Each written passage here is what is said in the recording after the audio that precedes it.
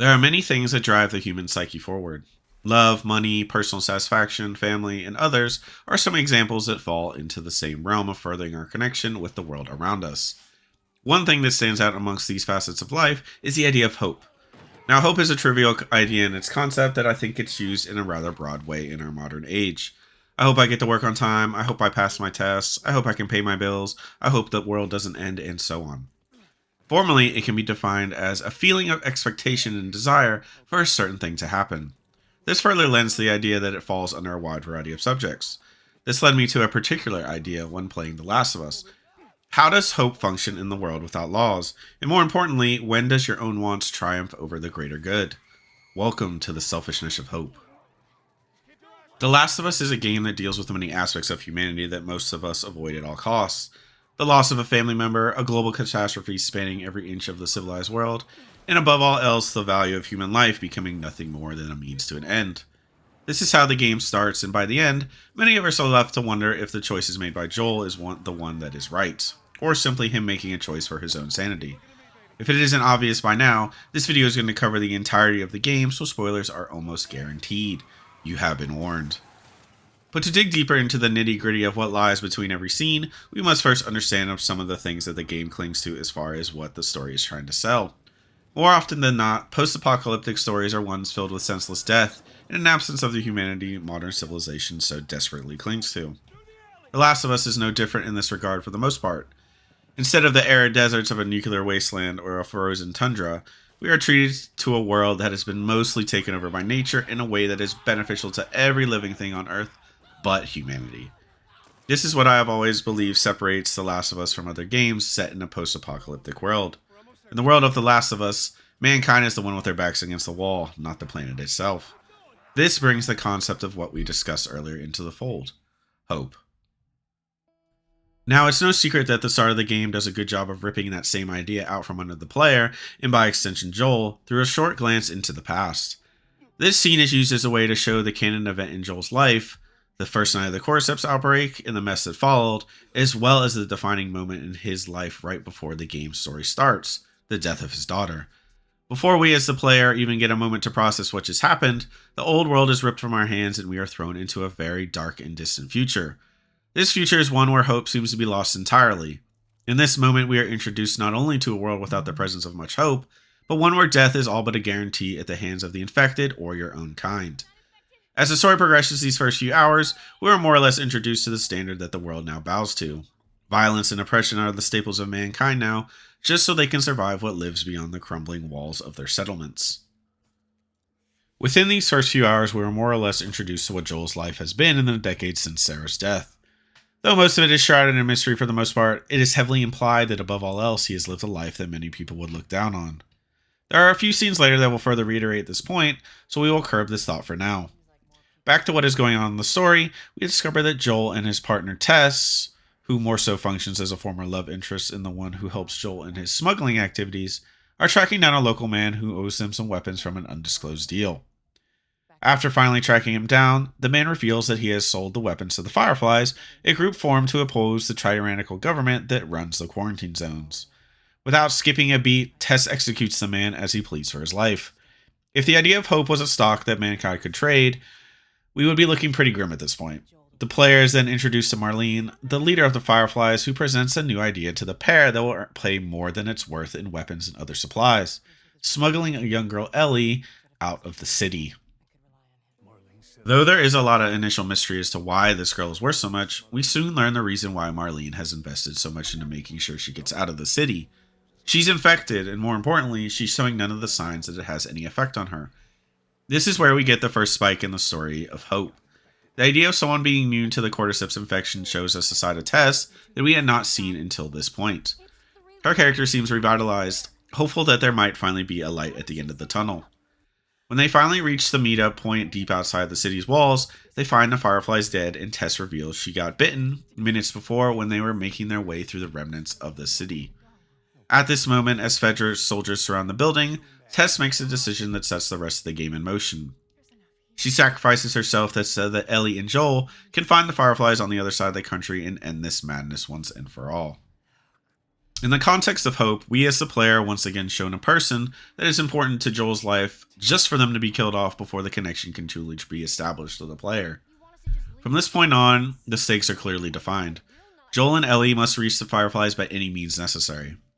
The first step on their journey is Bill, an old friend of Joel's, who owes him from something in the past that is never revealed to us. As the three of them make their way through the town Bill has holed himself in search of a battery, the pair have their fair share of trouble with the infected along the way. When they find the home of Bill's old partner along with the battery in a truck to get out of town, we are treated to the first of many moments where Joel treats Ellie more like a person as opposed to just cargo. This moment in the car is more than anything, in my opinion at least, the moment when Joel really begins to question the trip as a whole.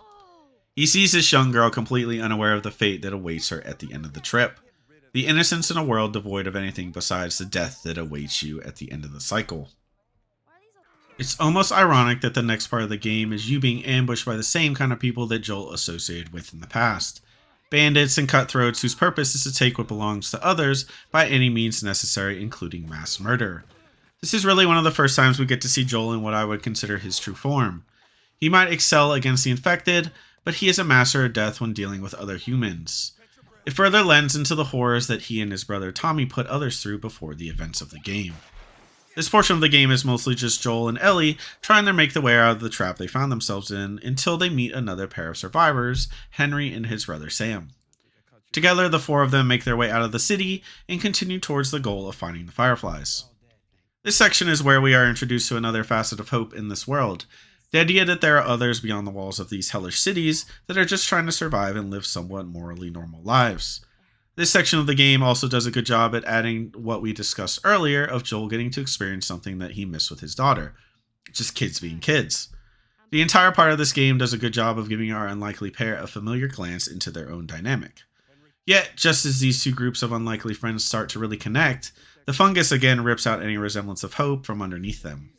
Brother slays brother, and in this moment, death comes for all.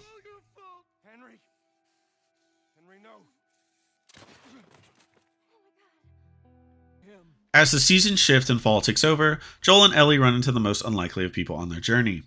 Tommy, Joel's brother. Though this area as a whole is relatively short, it does give us a glance into the thing Joel has been running from for the past 20 years, the memory of his daughter. When Tommy tries to give him a picture of them, Joel refuses. This scene can be taken in a few different ways that I think further presses the point that hope has been lost in Joel's life. The first point is that the loss of Sarah broke him to the point where the idea of her brings him anger and pain. And the second point, of course, is that he sees his daughter in Ellie and feels the guilt of someone possibly replacing her. This naturally feeds into what happens in the story as the pair fights with the idea that this is more than just the relationship of a courier and a package. This is further reinforced by the fight they have when Ellie runs away from the group.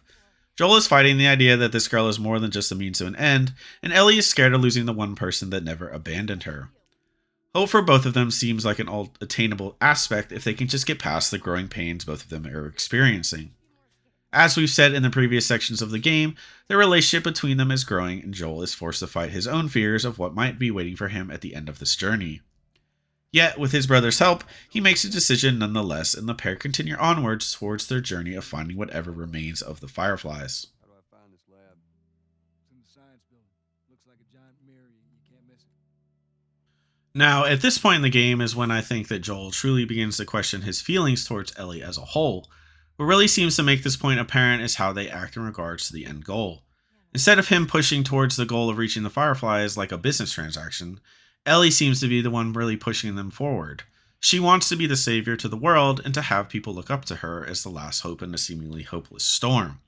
This leads them to the University of Eastern Colorado, where the Fireflies had set up some sort of medical camp. This trip is mostly meaningless as all they find is dust and bones, a treasure that they are not too keen to discover at this point. The only hint they are able to find at all that the Fireflies existed here is notes and documentation pointing them towards Salt Lake City, Utah. Again, hope is presented in seeing the signs that they exist, yet again they are pushed towards another goal in a different part of the country. The constant redirecting is perhaps, in my opinion, the greatest argument for why Joe seemingly wanted out, and while Ellie is feeling more or less abandoned. Each time the goal seems attainable, it is pulled from their grasp. To further add insult to injury, the pair is then attacked by the usual bandit scum that has been a thorn in their side since the city where they met Henry and Sam, but this time is different. Instead of escaping unscathed, Joel, the one who has seemingly carried Ellie this far, is severely injured and barely makes it out of the campus with his life. Time then skips forward a few weeks. Winter has all but taken over, and for the first time in our playthrough, Ellie is the playable character. This seemingly innocent part of the game where Ellie is chasing a wounded buck quickly turns sour when she meets up with a group of outsiders who seem too friendly. A trade is proposed, the deer for medicine for Joel. Though the man that orchestrates the deal seems to have Ellie's best interests at heart, it becomes very clear that there is little trust between them. Even after they fight their way through dozens of infected, Ellie still seems hesitant to do anything with him besides the initial trade they agreed on. Especially after it's revealed that the bandits they killed at the university had been from this same group and were simply looking for food. As soon as the second man of the pair returns and they exchange their goods, Ellie leaves without another word. Once she arrives back at the home that she and Joel have crawled into, Ellie injects Joel with a new medicine and falls asleep, hoping that it is enough to help him survive the infection coursing its way through his body. The next morning, Ellie is awoken by this same band of people who had supposedly shown little interest in who she needed the medicine for the day prior, skulking around in the town in search of her and Joel. After a tense chase through the surrounding forests, she is captured and brought back to their home base, a town not far away from where they are holed up. Though the reason is initially unknown to Ellie why this group is going through so much trouble to find them, after her capture, David reveals that he intends to recruit her into their group and offers her an alternative: being eaten. Very much in the spirit of Joel, who is almost awake at this point, she resists, breaking David's finger while mocking him for his weakness. For all intents and purposes at this point, we are given control of Joel again in his injured state. When the men find Joel, we are treated to a part of the game that feels unlike any other. These men are scared of Joel, choosing to turn tail and run as opposed to staying to fight after a few of their own fall to the player's bullets. This is where we get a chance to see the person Joel truly is behind the mirage she puts up for Ellie. This is where we as the player get to see what would happen to him without her, and the brutality that awaits those that stand between him and someone he cares for.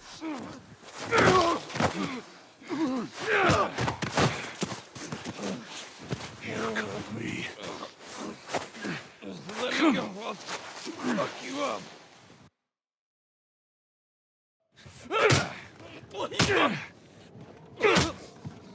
What the? You wait here. Now, the girl. Is she alive? What girl? I don't know no girl. Fuck! Focus right here, right here. I'll pop your goddamn knee off. The girl. She's alive. She's David's newest pet. Where? In the town. In the town. Now you're gonna mark it on the map. And it better be the same exact spot your buddy points to. Mark it. It's right there. You can verify it. Go ask him. Go on. I tell you, I ain't lying. I ain't.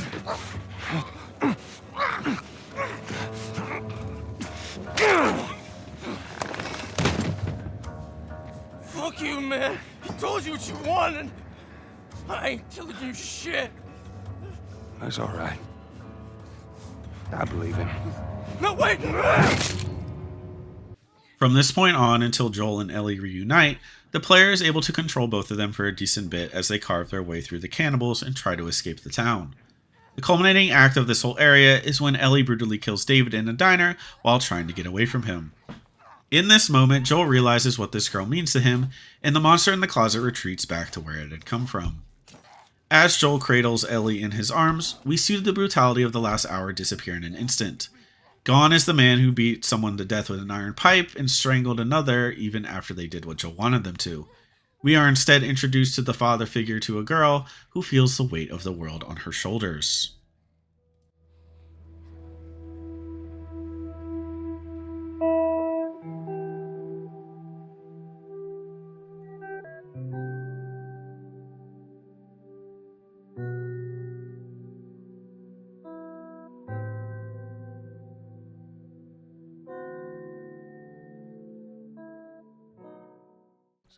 From this point on, the end goal is in sight. Joel and Ellie arrive in Salt Lake City and look for what they hope lies somewhere in its overgrown streets. Spirits seem to be high, and there is a sense of hopefulness in their words as the pair makes their way across the city. The most iconic scene of all exists as Ellie and Joel inch their way closer to their destination, and while I would love to discount it for being cheesy or predictable, it shows Ellie and Joel in the perfect light as they near the end of their journey. This is the height of hope in the story, the thing that shows us that the weight of the decision ahead will ruin their relationship forever.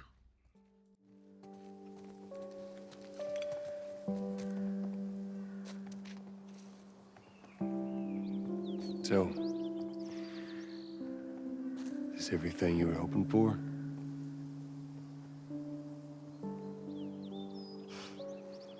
It's got its ups and downs, but you can't deny the view, though. In this moment, nothing else matters. The player can stay here for as long or as little as they like and relish in the simple moment of bliss before the curtain falls.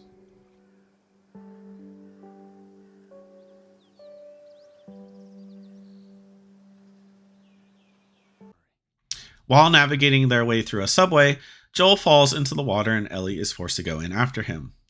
Seeing as how she can't swim, I'm sure we all know how this goes. Their journey seems to take an interesting turn when they are rescued by none other than the people they have been looking for the entire time, the Fireflies. As soon as they arrive at the hospital, Ellie is taken out of Joel's hands and the prep for her surgery begins. In this moment between Joel and Marlene, we see the entirety of the journey for what it was always meant to be, a transaction. Marlene tells Joel that the only way that this cure can be created is that Ellie's brain must be harvested, killing the girl in the process. As we are escorted out of the hospital without another word towards Ellie's fate, Joel makes a decision that will define humanity for the rest of time. This is when the hope that has been following us throughout the game is challenged, and the namesake of this video is presented in full view for the player to see: the selfishness of hope. Where was the operating room? I ain't got time for this. Where? Where? Top floor, the far end.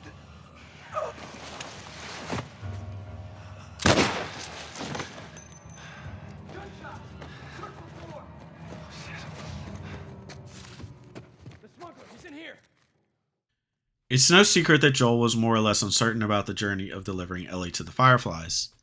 After Tess's death, he looks at it more as a business decision more than a means to an end. A way to honor someone's death and give it purpose, and in theory give himself a purpose, not knowing what lies at the end of it himself. But as these two trek their way across the country in search of this band of misfits, something changes. Joel begins to feel things that didn't exist in the decades after his daughter's death. There's something in this girl that his life has been missing for years now, and as he's getting used to these feelings of fatherhood and love that have been gone for so long, his choice is robbed from him. At this moment, the choice becomes clear. In the ensuing minutes, as he kills what's left of the Fireflies, Joel is exercising control over his life he hasn't had since his daughter's death. In those 10 seconds where the doctors sitting at Ellie's side stare him down, Joel takes control of the one thing that matters now in his life.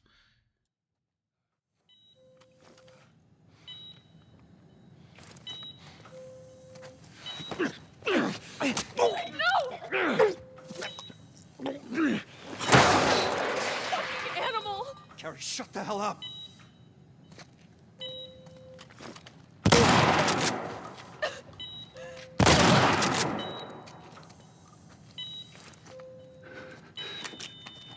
Come on, baby girl.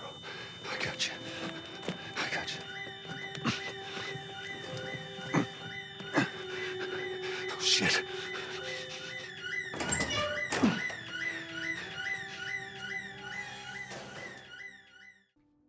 As you escape the hospital, there's one thing standing between Joel and the life he is so desperately seeking: Marlene, the so-called villain in this story. The woman who saw so much potential in Ellie, but also saw her as nothing more than a means to an end, even with her past seemingly connected to Ellie since she was a baby. Now, is she really the villain of the story, or is she simply the one who created the monster standing before her? Honestly, it can go either way. The topic has been a source of a lot of discourse in the gaming community for over a decade now. She no doubt had an idea what happened in Joel's past, and who's to really say she didn't pick him and test for that very idea that he would treat her as more than just a package that needs to be delivered. No one knows, and honestly it's never really explained, but it's an interesting point to think about. In this moment, Joel makes the final decision, sealing both their fates in an instant. Joel takes the road that guarantees his life will have hope and purpose, tossing the wants of the human race to the side for Ellie's life. When Ellie awakes hours later, the pair is well on their way back towards Jackson to meet up with Joel's brother. When asked what happened, Joel lies and says that the Fireflies were unable to create a cure and have given up, abandoning the idea without any more trials.